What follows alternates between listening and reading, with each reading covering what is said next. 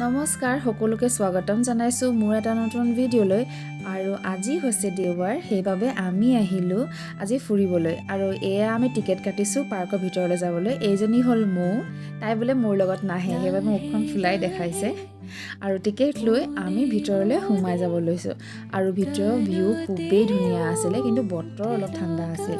আৰু ভিতৰত বহুত ফুল আছিল বহুত ধুনীয়া আছিল পাৰ্কখন আৰু এয়া মই আৰু মৌ পোজ দি আছো আৰু মোৰ যেহেতু ভোক লাগিছিলে সেইবাবে তাই কিবা এটা খুৱাই ল'লোঁ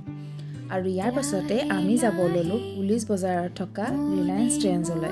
আৰু ট্ৰেণ্ডছত আমি ভাবিলোঁ মৌলৈ অলপ কাপোৰ কিনি দিওঁ সেইবাবে মোৰ কাৰণে কাপোৰ কিনিবলৈ আমি যাব লাগিব ওপৰলৈ আৰু ওপৰতহে যিহেতু মৌ কাপোৰ পাম সেইবাবে আমি তালৈ লিফ্টৰ সহায়তে যাব ল'লোঁ আৰু এয়া মৌৱে তাইৰ কাৰণে নিজৰে কাপোৰ চাইছে যিহেতু তাই ফ্ৰকবোৰ নিপিন্ধে হ'লেও তাই ইটোৰ পৰা সিটো ট্ৰাই কৰি চাইছে আৰু খুব খেলিলে তাই খুবেই ভাল পায় তাত খুব উৎপাত কৰিলে এজনী বাহিৰত